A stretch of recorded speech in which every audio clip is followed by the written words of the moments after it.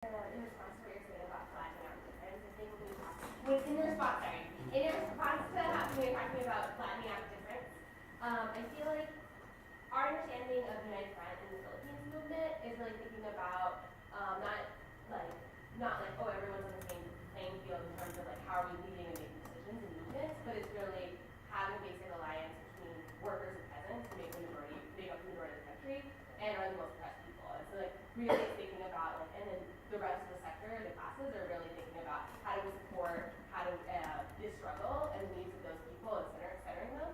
And so the question I have for the panel and Wales is just like how, especially thinking about U.S. politics where the worker movement is, like how do you think about centralizing like the role, like the most oppressed people, or who do you think about centering when you're thinking about centering different communities in the United Front? What do you think is the role of the worker movement and the labor movement in fighting fascism in the United States? Mickey, do you want to respond to that or add or go to a different point? Do other people have response? It doesn't have to be the panel that responds to that. Yeah.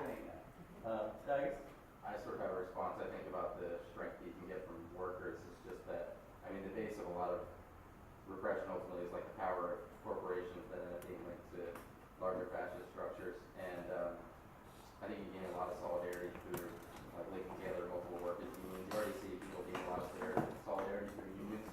And I think it's a really good way to say that you're not okay with the way that large corporations are treating and the way that they have linked their power into the to kind of just be vessels of fascist repression is, I think, one of the most powerful ways that they exhibit it.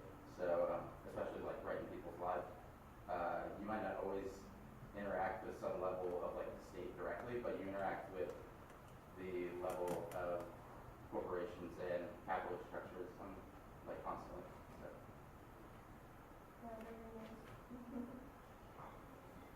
Thinking about your question,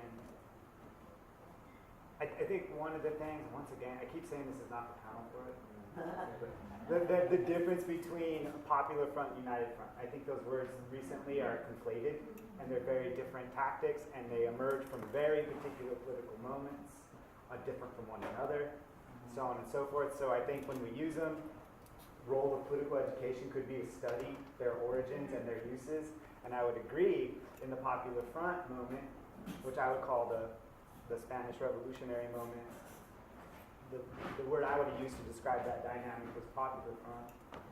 And certainly in these different Popular Front moments, the left is giving up power to the middle.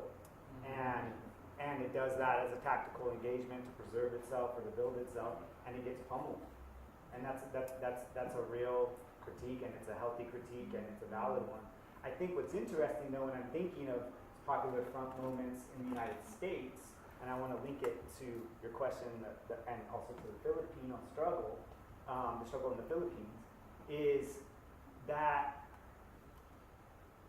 in the Popular Front moment in the United States, part of the leadership of, like, say, the Communist Party in the United States was that these questions that were being raised and organized around by black communists got relegated to the side, and in particular, questions of anti-colonialism, right? That was at the center of the Communist Party's politics because of black activists, black organizers, and they said, you know what, Popular Front, we gotta struggle for bourgeois democracy. Palestine. Those, yeah, you see it for these other question of national liberation and so on gets sidelined, but it doesn't disappear, and you see in these same moments. So the kind of popular mythology is that it disappears and you see the Communist Party is retrograde and all this stuff, but when you read the history and you see these same organizers, they didn't stop thinking about these issues. They didn't stop theorizing anti-colonial politics.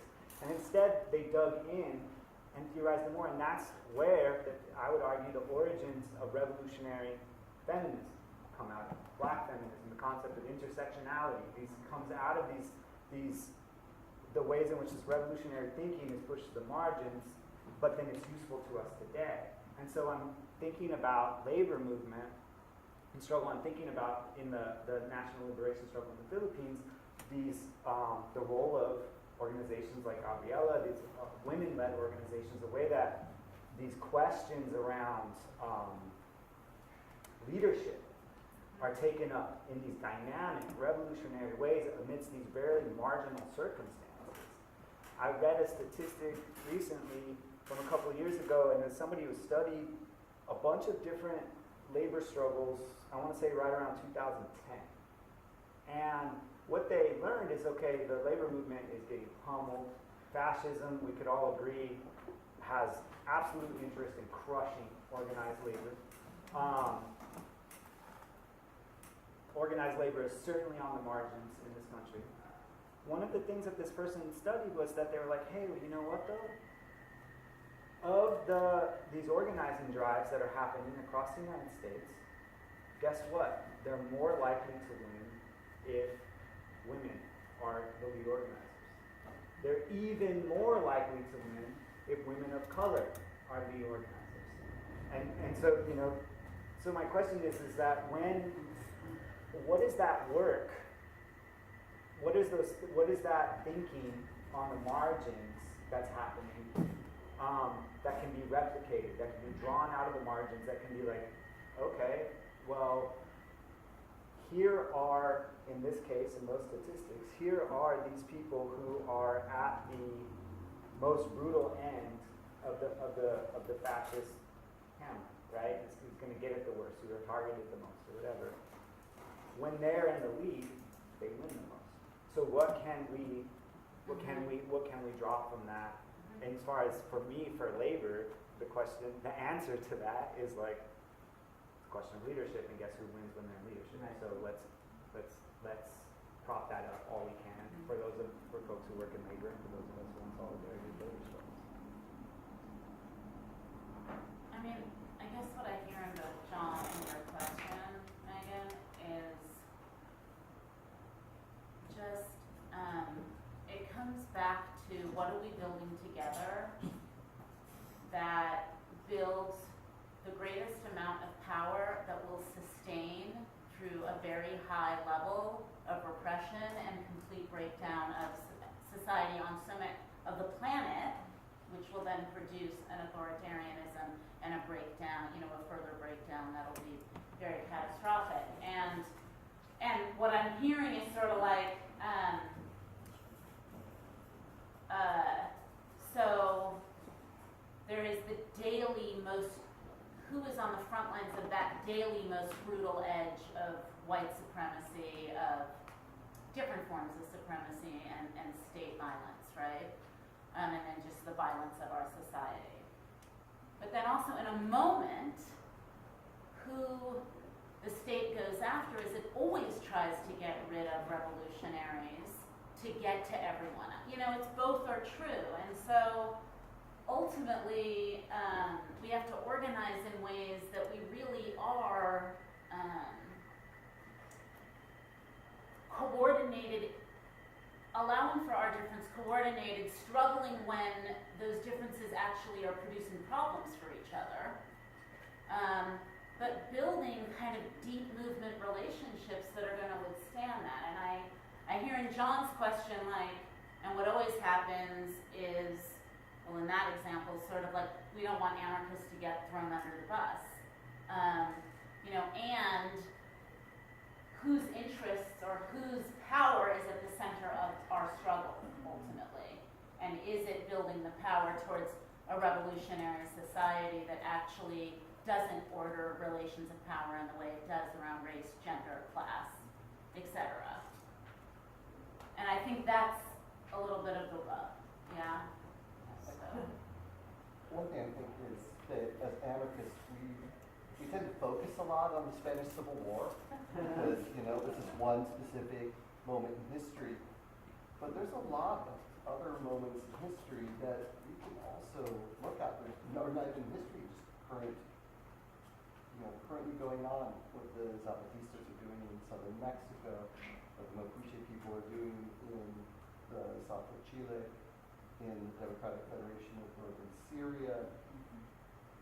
That particular moment that was brought up, yes, and the anarchists were thrown under the bus, and we tend to sort of romanticize what happened, but it's also because of a specific historical context.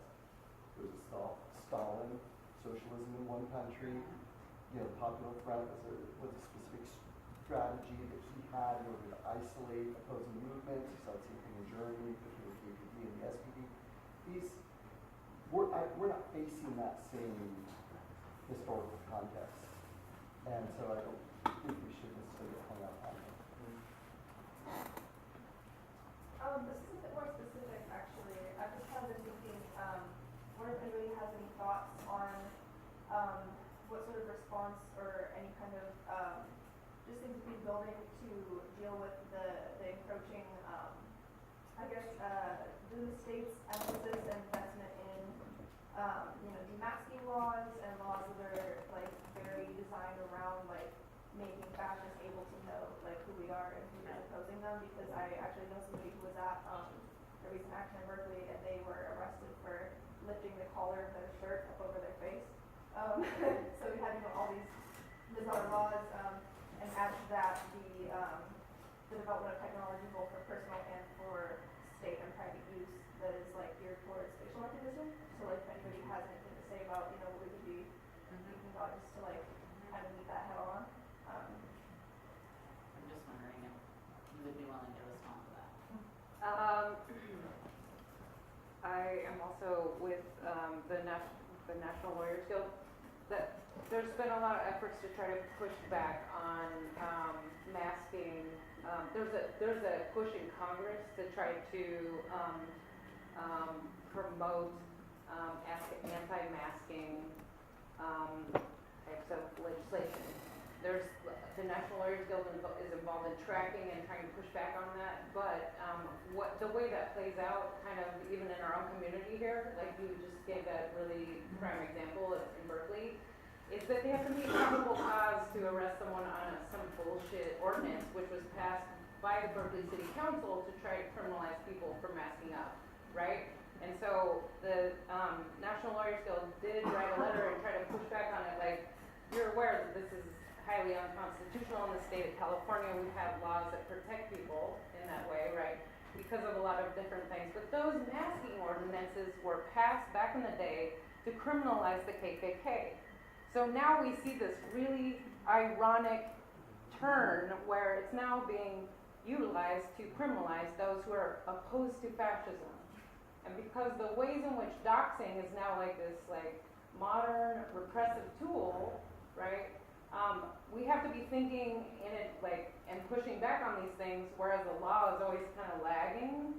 Technology is pushing ahead and trying to